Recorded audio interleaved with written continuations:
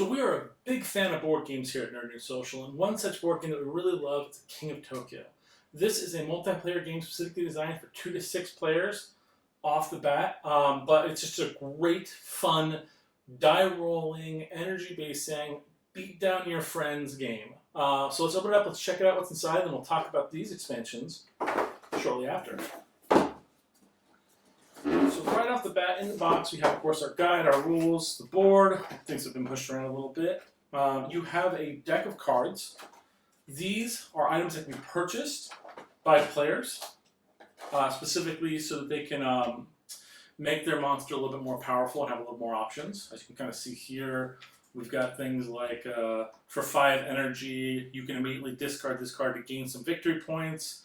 For 7 energy, it has a child. That way, if you die in the game, you actually have to come right back immediately. And yes, you can die.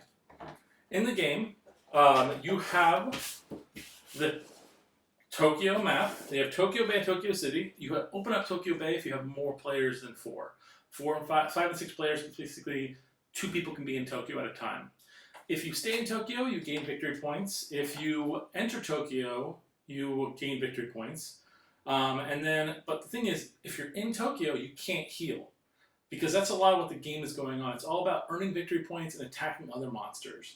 And by monsters, I mean things like the Kraken, which is kind of like Cthulhu. You got the Cyber Bunny, a bunny inside a giant mech suit. You got the King, which is like King Kong. You got the Alienoid, just like a regular alien attack. You have Gigasaur, who's basically kind of like Godzilla. And you got Mechasaur, kind of like Mechagodzilla.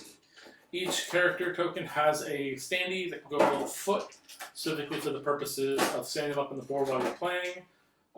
You've got tokens, specifically for some of the effects in here. Energy cubes for what you earn in the dice. And then let's talk about the dice. So in the game, you initially roll 6 die, but you can actually buy more dice as you play. And you have things like fists, things like hearts, things like numbers, and things like energy.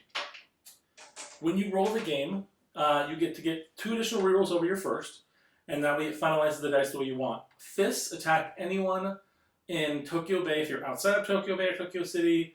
Fists inside those areas attack everyone outside of. Numbers can be used to gain victory points outside of basically entering and being in Tokyo. Hearts heal you, but only if you're not in Tokyo Bay. And energy gives you those tokens, those little cubes that allows you to actually buy add-ons and power-ups for your characters. So that's the base concept for the game. You have 10 health that you kind of work down to that you could possibly die with. And if you die, you're out, unless you have that, it has a sun.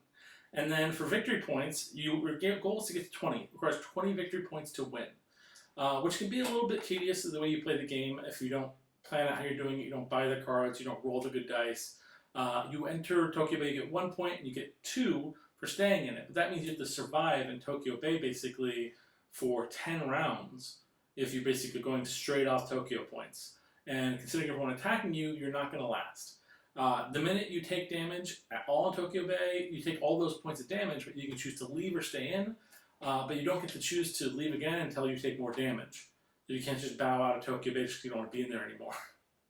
But going on to the expansions now. Let's start first with Powerup. Powerup is a really fun one. It gives you a new character to play as, and this one, of course, is a panda. That's Panda Kai. And it gives you a new form of card. They're evolution cards. And so these evolution cards basically can be bought with hearts. So instead of basically spending the hearts to level up, you spend those hearts specifically to buy an evolution card. And so that's a really nice add-on to the game. It gives you additional more abilities for your monster to be able to do. The next one, which is really popular considering the fact that we have Halloween coming, is the Halloween one. Now this is the older box. They have the newer one, and it's a different kind of style, but it's very similar still. And of course, we have 2 new bad guys. We have the Boogie Woogie, and we have